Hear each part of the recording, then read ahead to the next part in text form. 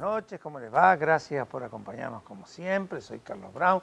Estamos todos los días viernes a las 23 horas por Canal Rural en nuestro programa El Estado que Viene.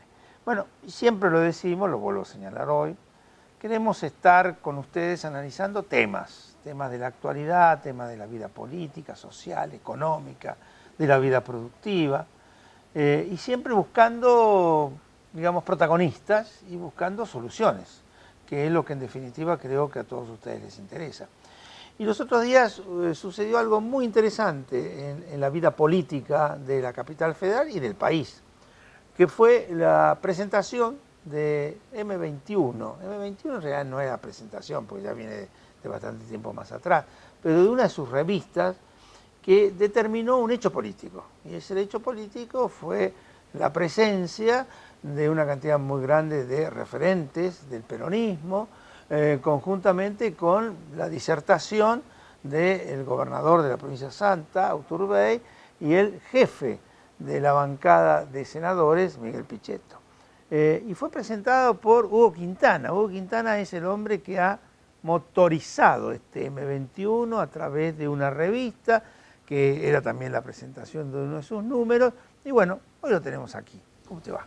¿Qué tal? ¿Cómo andás? Gracias por venir. No, gracias por invitarme. No, Hugo Quintana es secretario general de APOC y vuelvo a insistir, estás trabajando en este ámbito del M21 de una forma muy interesante. Yo quedé muy impresionado por la cantidad de participantes, por la calidad de los disertantes. Vos hiciste una primera presentación muy piola y a continuación tanto Pichetto como Uturbey hicieron análisis muy fuertes, muy contundentes y muy realistas.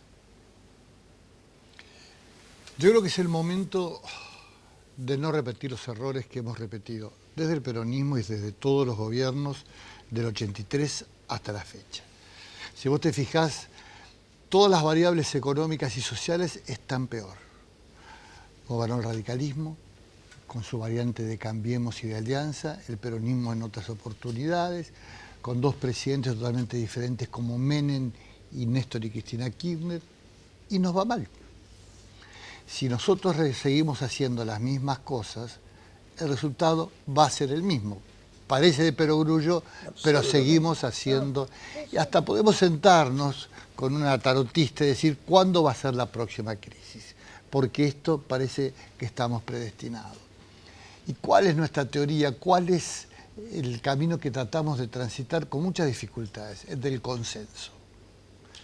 El consenso desde el poder es maravilloso, porque el poder es un afrodisíaco que llama, que hace prestar atención y que concurren masivamente a la llamada del poder. Nosotros no estamos en el poder, salvo algunas provincias y municipios, entonces tenemos la teoría del consenso previo. ¿Consenso sobre qué? Nosotros hicimos una presentación de 10 puntos que no pretende ser más que un borrador para que empezar a discutir los grandes problemas de la Argentina, y creo que hay un problema que supera a todos, que es la falta de continuidad en el esfuerzo. Somos espasmódicos. Si nosotros logramos que el consenso sea el mínimo, suponte, 10 puntos, para que la Argentina pueda avanzar, y me voy yo, viene otro, y sigue la línea de continuidad, creo que es una de las maneras que la Argentina podría cambiar. Las llamadas políticas de Estado que nunca se terminan de plantear, ¿no? Porque esa política de Estado, como muy bien lo decís vos, empiezan y deben continuarse por arriba de quienes estén en la función pública. Pero aparte, no hay que ser original. Hay algunos ejemplos muy interesantes. El Pacto de la Moncloa, España tenía un problema similar de déficit fiscal que la Argentina. Hicieron una clausulita que dice, en el Estado nacional, provincial y municipal, cada 2 que se van, entran 1. No es muy difícil, ¿verdad? Hay una baja vegetativa entre el 5 y el 6% de empleados públicos. Qué buena manera, sin echar a nadie, de empezar a reducir el déficit fiscal. Por otro lado, si el gobierno ahora quiere hacer un ajuste, tarde, porque esto se empieza, carpeta número 1 del primer día, ahora se piensa en un ajuste con ayuda de la suegra. El Fondo Monetario es la suegra, que se mete en tu casa y te dice exactamente lo que tenés que hacer. Y que no gusta. Mi suegra es muy buena, pero la verdad que no, déjenme a mí, déjenme a mí. Esto es el Fondo Monetario. No nos quieran decir que es un éxito que venga al fondo. Yo creo que Alemania no llama al fondo, ni Francia, ni Perú, ni Chile, ni Uruguay. Es un nuevo fracaso de la política. Y estos fracasos traen dos consecuencias tremendas. Mayor cantidad de pobres y desesperanza en la población. Porque cada vez se va corriendo un poquito más la línea del estar bien, de poder completar los sueños de la casa propia, de los hijos que estudien, que fue el sueño de nuestros abuelos, los inmigrantes que vinieron a la Argentina. Vos sabés que en esa presentación del M21 y en los 10 puntos que señalaron, que efectivamente fueron muy interesantes, y en los discursos que se dieron, hubo como dos planteos diferentes que después lo vamos a ir desarrollando en el programa, ¿no? Pero hubo una posición muy analista y profunda de Pichetto y una posición más de posición de barricada, si querés decirle, o de presentación electoral por parte de Iturbey, ¿no? Creo que fueron muy importantes las dos, pero me parece que del punto de vista de la profundidad de la cuestión, Pichetto me pareció mejor, sin desmerecer a Iturbey. ¿Vos viste esa diferenciación en esos dos discursos? Yo veo que son dos hombres en estos tiempos indispensables de la política, cada uno con sus características. Pichetto es un hombre que ha permitido la gobernabilidad del gobierno a través de la sanción de leyes, que muchas de ellas, filosóficamente y personalmente, no contaban con su acuerdo moral, ético o filosófico, ¿no? Pero era fruto de esos consensos que vos dijiste recién. Claro, los consensos en la Cámara de Diputados y en Senado no son fáciles, ¿no? ¿Qué te parece? Y Pichetto lo logró, y Urtubey es un hombre joven de la política, que con muchas ganas, con todas las condiciones. Y bueno, y esperemos a ver si sale al ruedo y con qué sale al ruedo.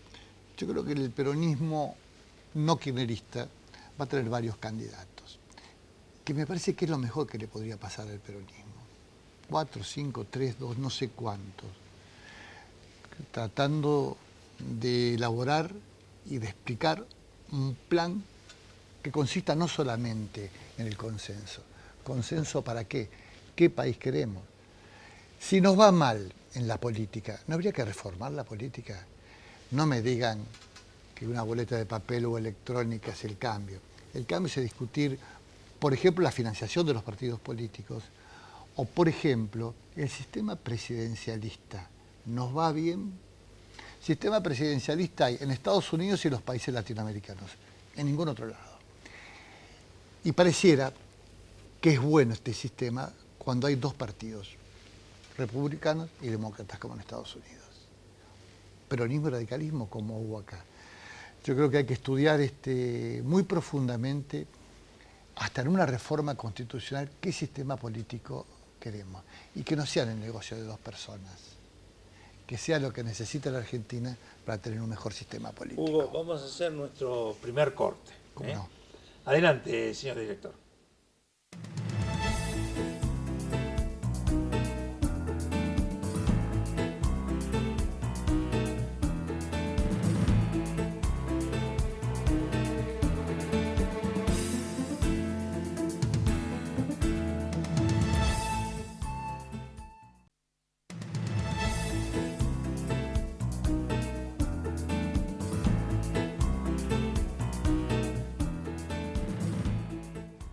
Hugo, vos sabés que en ese análisis que estamos haciendo y en las cosas que uno va observando que suceden en la vida política, yo no sé si es por una deformación de mi actividad de siempre, estoy muy preocupado porque no veo desde la estructura de los gobiernos, del gobierno nacional, de los gobiernos provinciales, por lo menos de los más cercanos, no veo una conciencia productiva, ¿no? Yo el otro día escribí un artículo, creo que te lo voy a mandar para tu revista, vinculado con ese tema, ¿no? Falta, a mi criterio, el darse cuenta de que de la única forma que se sale para adelante y por arriba es a través del crecimiento económico y la generación de empleo digno.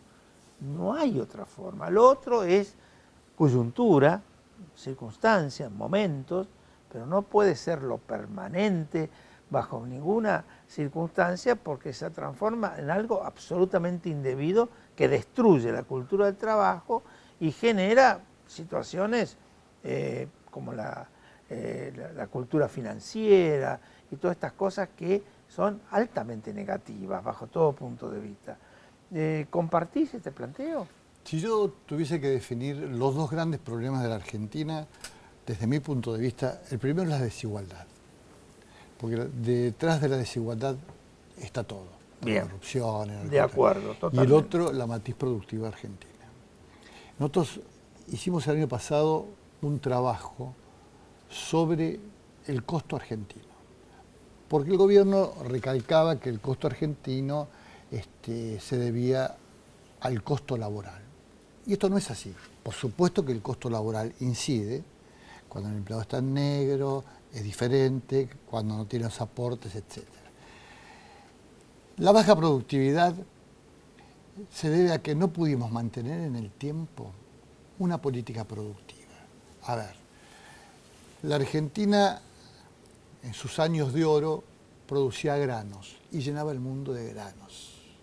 Había granos muy baja, no se le ponía mano de obra ni valor agregado, éramos exportadores de commodity y seguimos siéndolo. Y teníamos considerablemente menos población que la que tenemos hoy, consecuentemente. Estamos hablando de 15 millones de personas contra 45. ¿Por qué no se pudo desarrollar la producción en Argentina? Primero porque la clase empresaria argentina es muy complicada. Es realmente complicada, prebendaria, trabajan siempre buscando alguna ventaja de todo tipo, desde impositiva, trabajar con el Estado, etc. Y por otro lado, la falta de conciencia de la necesidad del crecimiento. Los países para zafar de situaciones como estas requieren crecer. Y hay dos maneras de crecer. Uno con inversiones externas productivas, no la de la timba, que acá vienen muchos de esa y pocos de las otras. Y después la famosa timba financiera. Sí, o escolazo, dirían en mi Así barrio. es, así es. Y después la falta de aumento del consumo. Disminuye el consumo, no hay inversiones externas. Por el otro lado, precios libres y sueldos regulados, es una bomba. Realmente es una bomba. Sí, porque esto incide en la actividad productiva, porque si vos no tenés consumo, ¿a quién le vendés lo que producís? Y es todo un círculo negativo. La primera potencia del mundo, que es Estados Unidos, tiene un alto nivel de productividad y de consumo. El 65% lo consumen los propios estadounidenses y exportan el remanente, el 35%. Este es uno de los temas del consenso. ¿Qué matriz productiva queremos y cómo se disminuye el costo argentino a cada canal rural? Llegó este gobierno, sacó las retenciones, bueno, vamos. Aumento del gasoil, aumento del... Y el campo no está bien. No. El campo no está bien. No Quizás está bien. Los grandes terratenientes, que no sé si quedará alguno, o los pools de siembra, puedan hacer negocio, pero el productor agropecuario no está bien. El productor pequeño y mediano, sea de la leche, sea de los granos, o sea de la carne, está mal. Está muy mal. Yo tengo un criadero de cerdos de hace 30 años. Estás mal. ¿Cómo hago para no echar gente? ¿Cómo hago para no echar gente? Yo conozco ese tema medianamente de cerca. Estás complicado por el valor de los granos empezando. Empezando por la mala cosecha, el valor de los granos, etc. Y en Argentina, salvo la timba financiera, no hay producción que nos vaya bien. Porque el costo argentino es desesperante cuando uno empieza a hacer los números. Leche. Le pagan $1 al tambero, se vende a 10. Y las grandes lecheras como la Serenísima, etcétera, fundidos. ¿Alguien me puede explicar? De 1 a 10, no son números reales, por supuesto, y el del medio, que es el que lo... Pero también es cierto que en esa discusión uno de los puntos centrales de ella va a ser la problemática del Estado como tal y su costo operativo, que incide en la aplicación de una larga lista de impuestos nacionales, provinciales, municipales, que son absolutamente intolerables, que tampoco le rinden mucho a la gente porque no tenemos servicios fantásticos y que ocasiona trastornos. La otra vuelta estuvieron con nosotros en el Movimiento Productivo Argentino la gente de los textiles y pues sacaron un número, yo lo traje en un programa y lo puse arriba de la mesa, ¿no? El 62% de su costo productivo son impuestos. Hay que ir al cine y fijarse cuántos son los impuestos, del 80 y pico por ciento. Ah, de lo que pagás de la... Exacto, de la entrada del 80 y pico por sí, ciento. Sí. Es decir, en Argentina no es que tengamos mala suerte. Yo creo que tenemos una enfermedad que es curable y no le aplicamos el diagnóstico bien, ni hacemos las cosas elementales. ¿Por qué hablo del consenso? Modificar la productividad en la Argentina no es tarea de 2 generaciones, es una tarea de 4 y 5, porque tiene que ver con modificar la cultura. Y la cultura no se mejora. Si viene algún rey mago y nos deja 300.000 millones, no superamos la problemática que tenemos. Esto se trata de hombres y mujeres que sean capaces de poder proyectar en el tiempo una productividad y un país diferente. Y yo cuando hablo de esto, a veces me siento en la soledad, porque la política tiene esa suerte de soberbia, que yo puedo, que yo puedo. Y después pasa como está pasando ahora. El gobierno, cuando empiezan las turbulencias, llama al consenso. Medicina preventiva, no cuando está en terapia intensiva. Pero desde ya, el consenso es una cosa muy profunda, que hay que hacerlo muy convencida.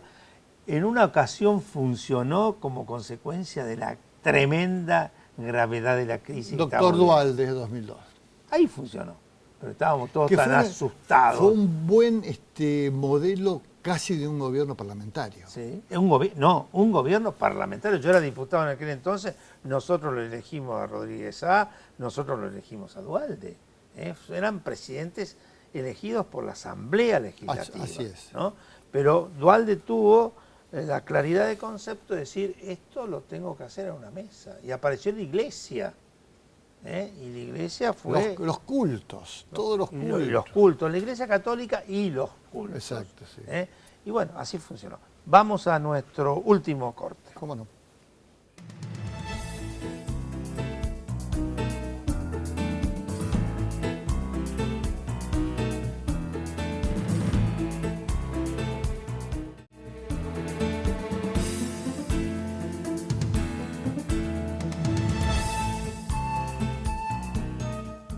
Bueno, continuamos. Estábamos hablando de algo realmente apasionante, que es cómo se logra revertir estas cosas, ¿no? Una Argentina que los argentinos tienen, que viven en el país, tienen cerca de 400.000 millones de pesos en el exterior, datos oficiales del Ministerio de Economía de la Nación. No es un cuento, que del gobierno hay varios que no dan ejemplo en ese sentido y que le piden a los demás que traigan, cosa insólita bajo todo punto de vista. La falta de una concepción productivista, la falta de la concepción vinculada con la cultura del trabajo, el saber que tenemos una dificultad en eso que decías vos muy bien, que es la desigualdad, pero que la tenemos que resolver mirando hacia adelante y con profundidad de criterio. La Argentina durante muchos años fue la vedette en el cual los inversores venían a Argentina. Ya no vienen. Eligen países como Uruguay, como Perú, como Chile y Colombia. O sea, en la región. En la región. ¿Qué pasó ahí? Inseguridad jurídica. Una persona más allá que vienen a ganar plata, que no está mal, todos los negocios tienden a ganar plata. El tema es con qué condiciones. Y acá no hubo seguridad, ni hay seguridad jurídica para que vengan inversiones diferentes. Cuando hablamos del costo argentino, está el costo de la política y ahí está metida la corrupción. Por eso, la reforma política es clave y nadie habla de esto. Esto de no traer malas noticias y esta cosa de las buenas ondas inhibe al gobierno a sentarse a hablar seriamente con la oposición cómo sigue esto. Y estas turbulencias nosotros esperemos que pasen, que tengan un feliz aterrizaje y si tienen que ganar de vuelta, que ganen, explicándole al pueblo cuál va a ser el plan económico. Hasta ahora nadie lo sabe. Y van a ganar si nosotros, los que pertenecemos al movimiento nacional, no hacemos lo que tenemos que hacer. Pensar primero en el pueblo, en las necesidades, en esos millones de compatriotas tuyos y míos que nacieron en otro barrio y a los 20 años ya sienten que no tienen destino. Y ahí vienen los grandes males. En vez del trabajo, el ocio o los planes. Y con esto no se sale de un país. Los países que han estado peor que nosotros salieron con mística del cambio, con conducción política y con esfuerzos compartidos en todos los sectores. Y vos sabés que un grupo humano como el que vos estás formando en el M21 puede ser una alternativa, porque el peronismo siempre ha sido una alternativa de poder. Lo que ha pasado es que ha tenido graves errores que debemos aceptar. Y pedir perdón. Sí, señor. Entonces, que haya grupos que inclusive han estado en distintos gobiernos, pero diciendo nos equivocamos, hicimos las cosas mal, y plantear todo un esquema diferente en la búsqueda de soluciones, a mí me parece muy interesante. Si al pueblo argentino le queda en sus retinas que el peronismo son los bolsos de López, no es cierto, no es cierto. Pero hay que pedir disculpas y mostrar planes de gobierno que permitan un cambio profundo, sobre todo esta deuda que tenemos los peronistas con la nación, los que menos tienen.